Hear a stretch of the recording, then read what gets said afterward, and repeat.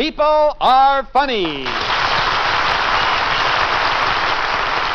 Yes, transcribed from Hollywood, John Goodell's production of People Are Funny, repeating the best shows of the past season. And now, here's radio's top master of ceremonies, Art Linkletter.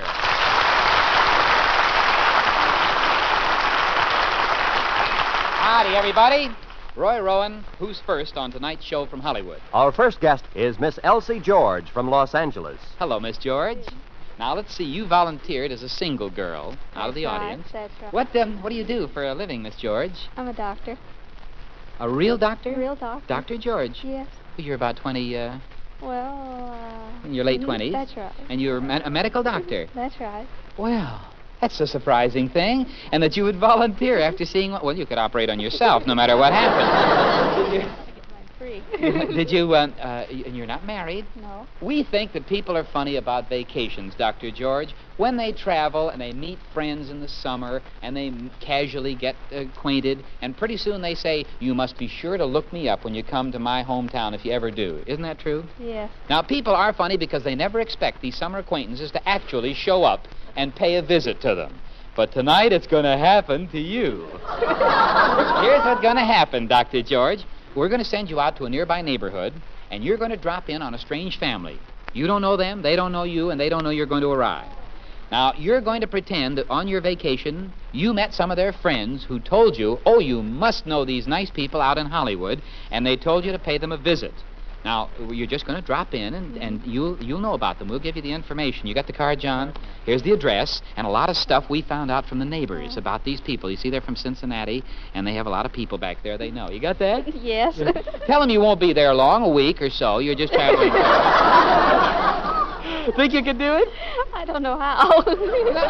You've got to pretend that you're really a good friend. You're breezing in for a visit, and would you feel better if somebody else went along with you? Could I? Would you like us to? Yes, please. Well, all right. And, of course, to send somebody along and make it a good story, we should pretend that you're married. Oh. Is that all right, a man? Yes. Just pretend that he's on. And we'll provide the husband. Would you like to have the loan of a husband for half an hour? All right. All right. And, of course, ladies and gentlemen, when People Are Funny provides a husband, we don't skimp. Here he comes, Mr. Ted Evans, a 9-foot giant. Shake hands with your new husband, Doctor. Woo! This is the biggest guy you ever saw in your whole life. Ted, you're, are you one of the New York Giants? No, I'm with the Ringling Brothers Giants. He's with the circus, the Ringling Brothers, Barnum and Bailey Circus. How long you been with the circus, Ted? 2 years now. Uh-huh. Where do you come from? Originally from London, England. Oh, you're an Englishman. Uh-huh. Dr. George, what do you think of this, huh? I don't think I'll lose him anywhere. Yeah, that's right. For a girl who came to CBS without a man, you must admit you have hit the jackpot. Yes. Now, Ted, you and Dr. George are going to leave, and here's what happens. She's going to pretend to be your wife, and you're going to pay a surprise visit. He looks surprised, too. You're going to pay a surprise visit to a Hollywood family who don't even know you're coming. Now, you're supposed to have just arrived in town. Irv, where's the suitcase? Would you bring out the suitcase? What a piddly little suitcase for this family. Now, Irv Atkins has a special car waiting outside, big enough for Ted to get into, because you have two cars, have you, Irv? He rides in one and she rides in the other. And you'll be driven out to this house a few blocks away. Now, Dr. George, your husband will stay in the car, and you go up alone and knock on the door. When somebody answers, you tell them, you know, your friends are their pals and so forth and so on. When they ask you to in, you yell out to your new husband to bring the bags and come on up. You see, he's down there. They haven't seen him yet. Let's hear you yell. You know, like, come on in, honey. This is the place. Real loud. Come on in, honey. This is the place. That's good. See, now, Ted, when you hear that, you come lumbering up the front walk and then go right in the house. Go right in the house. Take the door with you. And, Miss George, you tell the people in the house not to worry, that he's a real nice husband. Ted, you go on into the bedroom, take off your shoes and stretch out on the bed. Be friendly, run your feet through the wall a few times, try the room on for size. Miss George, what do you think this poor family who doesn't even know what's going to happen here, what'll they be doing? Is there any way we can resuscitate them? When you see what happens when you have a doctor on the show? These big, long words. Resuscitate, yes, you as a doctor will be needed. And they may call the cops because you never know how things like this work out. Don't worry, Ted. Those big 38s, they make me equal. No, the cops will take one look at you and they'll go back on some other beat.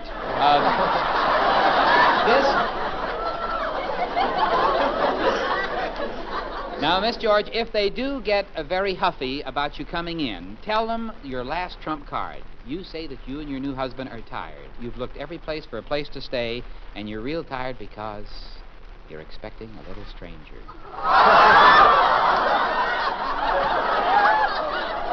Did I say a little stranger?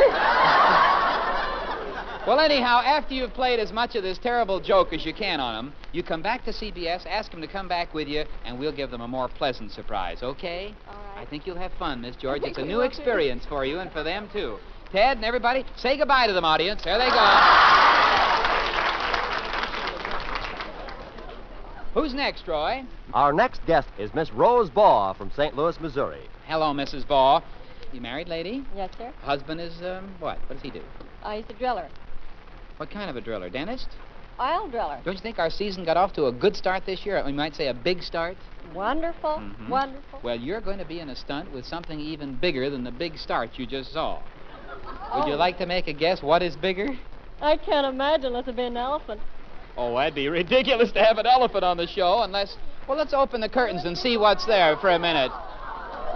An elephant!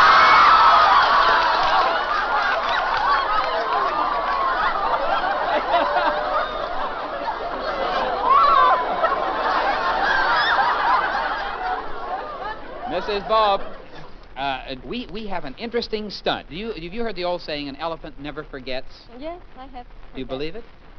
Well, it's quite likely that's the truth. Now, here's what we want you to do. You're going to go back there. You're going to go back through those curtains and feed about a half a dozen candy bars to the elephant. He will love the candy bars, and he'll probably love you for feeding them to him. Ready. Now, after you have fed him a few bars, you go over off stage, away from him, and we'll do the rest of the experiment later. I won't tell you what it is yet, but you might win a beautiful 12-foot freezer for your home. Wouldn't that be nice? Oh, wonderful. Now, one more thing. You will be careful with the elephant. Me be careful of the elephant? Yes. I'll try not hurt Well, him. he's a very valuable animal, and I don't want you shoving him around back there. So go on back there and just feed him. Goodbye, and close the curtain. Mrs. Baugh, a very excited gal, is going to have some fun. Who's next, Roy? Mr. and Mrs. Harvey Schwartz from El Monte, California. Meet Art Linkletter. Ladies and gentlemen, these are two guests back from last week. They were picked out of the audience at random, and Mr. Schwartz, you're the husband who thought that you would be more efficient at your wife's housework if you put your mind to it than she is, right? Yes, sir. Now, Mrs. Schwartz, what happened since last week when he expressed this opinion on the air? What? Well, I think he didn't do so good. You don't think so. How do you think you did, Mr. Schwartz? I think I did very well. Well, somebody called on you, didn't they, Mrs. Schwartz? Yes, Dr. Keeler called on us. And he's an efficiency expert. We sent him out to their house, and what did he do out there? He put us to do certain tasks that we were supposed to be efficient at them, and he would see who was the best. He compared the two of you, didn't he? Uh-huh. Did it Yes. make you nervous having a stranger in your house watching you do your housework? No, I enjoyed it.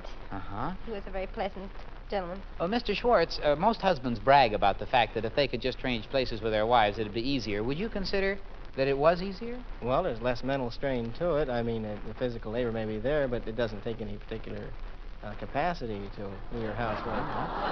Well, now, wait a minute. Don't be in a rush to blame him, ladies. You have what is your regular job, Harvey? I'm a salesman. See, he has to use his mind all the time and thinking. Do you think you did things more efficiently than your wife when you put your mind to it? Yes, I think so. Uh-huh. Now, before the results are made public by an efficiency expert who is used to checking all kinds of employment and all kinds of jobs, would you be willing to make a little bet that you were more efficient than your wife?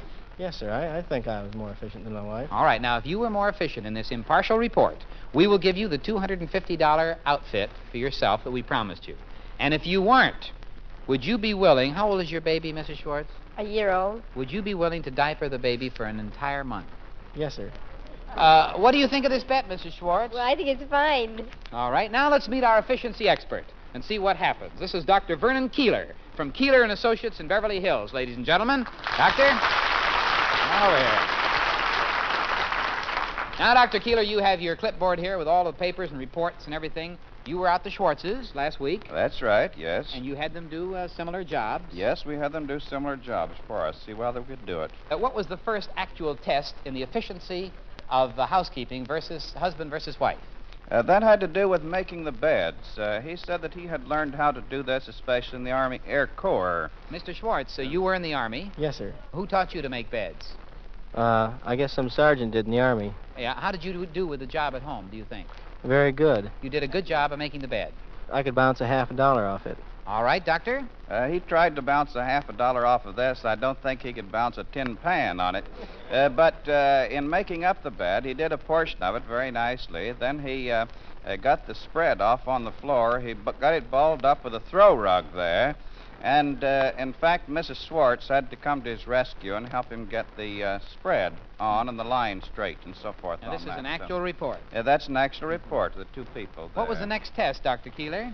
The second thing which we had them to do was clean up the bedrooms. How did Mrs. Schwartz do? Mrs. Schwartz did it very nicely. She had the items arranged very nicely and neatly. He had 3 available flat surfaces atop a chest of drawers in the bedroom for a large... He had his large typewriter there. He had unanswered letters, souvenirs from South America. And I asked him to clean up the materials there. He scooped them all up into one stack. Now, the third test, as I recall, it had something to do with the sewing machine. Do you remember that, Mr. Schwartz? Vaguely. The doctor asked you if you would be capable of handling it. Did you try? Yes, sir. How do you think you did?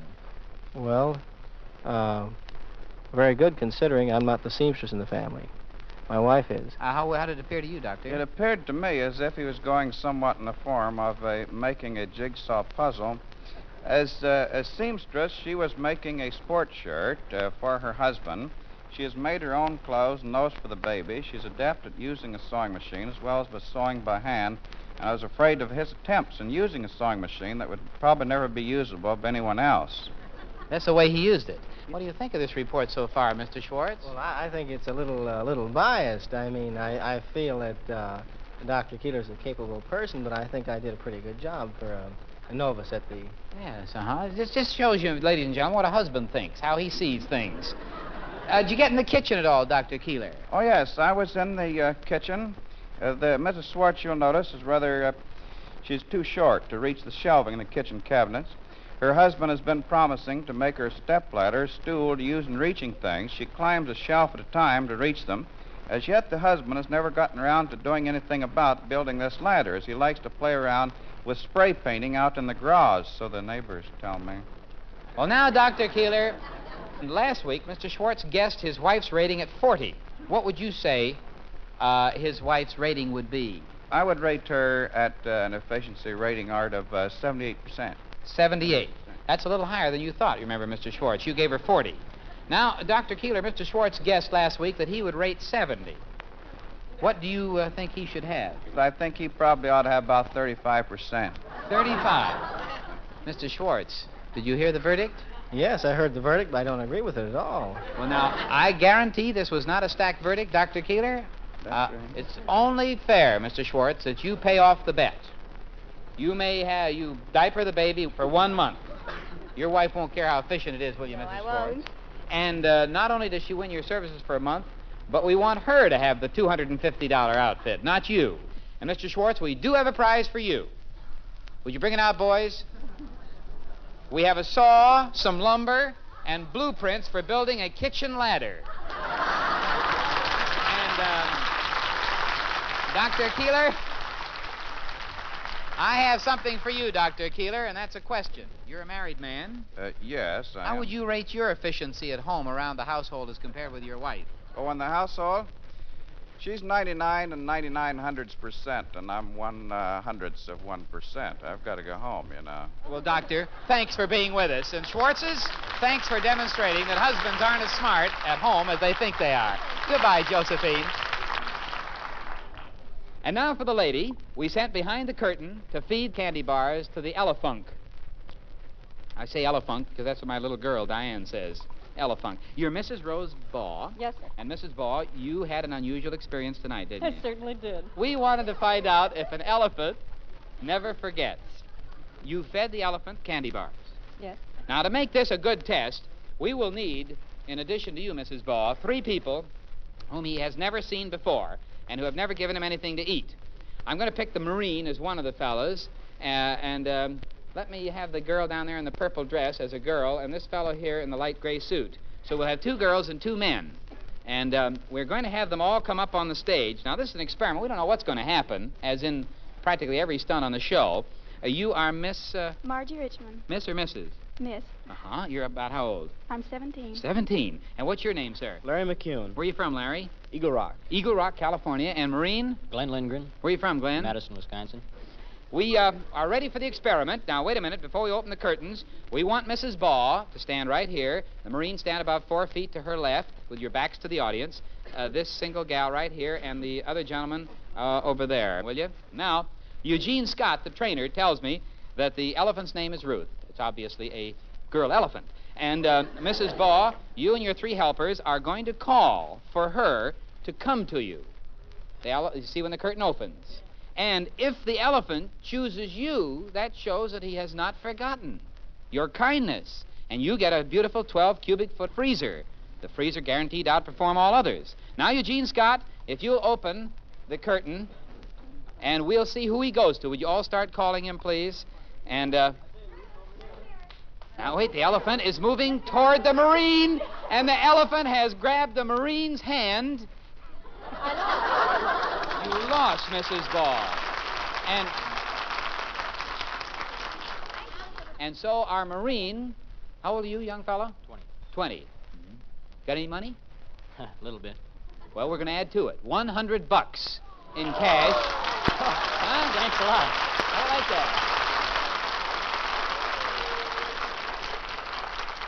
that. Marine, you get the $100. And Mrs. Baugh, you didn't get the amount of freezer. No, I'm a good loser. You are, and we want you to have $50 worth of merchandise. You'll have a fine selection of anything you want. That's right. Thank you, Mrs. Baugh.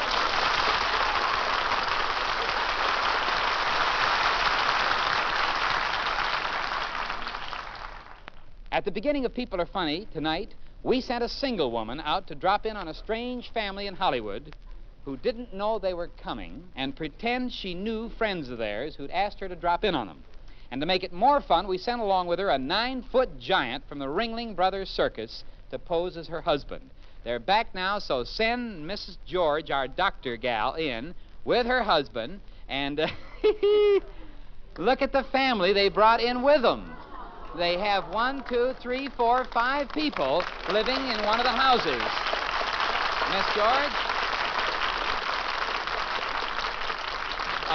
Let's find out the sequence of events. Miss George, you were driven out to this neighborhood. You went up to this house, knocked on the door by yourself. Yes. Who answered the door? Mr. Neymar. Weimar. Mr. who? Weimar. Waymar. And what did you say?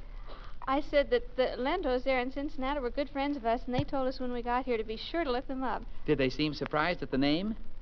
Well, a little bit, and he said, well, come on in right away. Oh, they invited you right in. Right away. There was no Right away. hesitation. He said that they were the best, among their best friends, and there's nothing they wouldn't do for a friend of the Lentos. Oh, so you established yourself real solid. That's right. Then you turned around and yelled for your husband to come in. That's right. What did they do when they saw him, 9 feet tall, walking up the aisle? Huh? Nobody could say a word but Mr. Weimar, and he was really brave about it. What did he say? Well, he just went right on talking. They were just as polite as they could be. They tried to pretend that he was just no taller than this. You mean they pretended that he was a normal-sized Yes, fella? they just pretended it. Well, now, how did they react when you said that you might be there for a few days? Well, they sort of looked at each other, but they said, well, any friend of the Lentos, they had a lot of neighbors come in, too, and they all wanted to know if we were going to spend the night. Did you ever have to go so far, Miss George, as to say you were expecting a little stranger? No. You didn't do that. You didn't have to, because, well, as a matter of fact, these folks were so nice to you. I'm going over and chat with them. You are Mrs.? That's right. Mrs. who? Mrs. Waymeyer. Mrs. And you were home, of course. What Yes. were you doing when this happened? Well, I was just sitting there. You had you eaten dinner? Yes. And Huh? no, we hadn't eaten dinner as yet. Terry and I were going out for dinner. Well, you see, I don't blame you for not knowing at this point whether you've eaten dinner or not. After what's happened to you tonight. It shouldn't happen to a dog.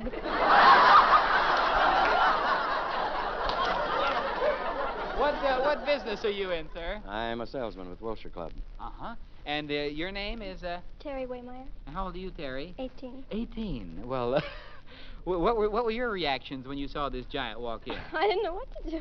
Uh-huh. Well, you were real polite. Oh, yes. Uh-huh. Were you expecting them to really stay, Mrs. Waymeyer?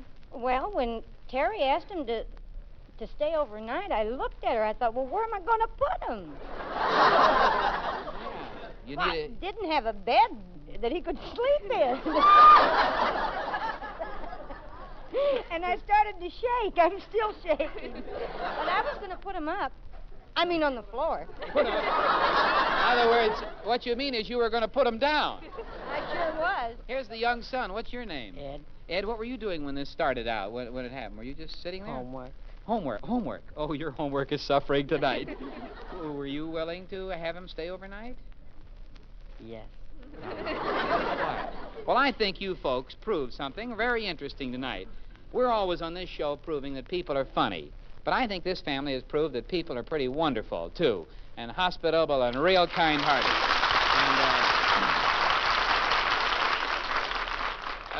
And to be confronted by this giant and this stranger and to have them come in. Miss George, don't you agree?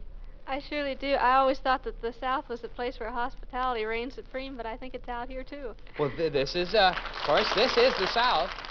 This is Southern California. I meant the deep South. The deep South. Well, this deep is the South. southern part of Hollywood.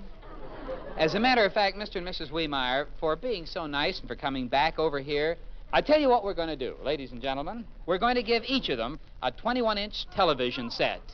What do you think of that, huh? With panoramic vision. Oh. You glad? And you're a wonderful-looking family, and Miss George, you happy? Yes. All right, now. This is, I don't know, this is a dream. But on Tuesday nights, you listen to radio. Well, we always do. All right. I don't want to lose you. Goodbye to all of you, and thanks for proving that people are funny. Good night.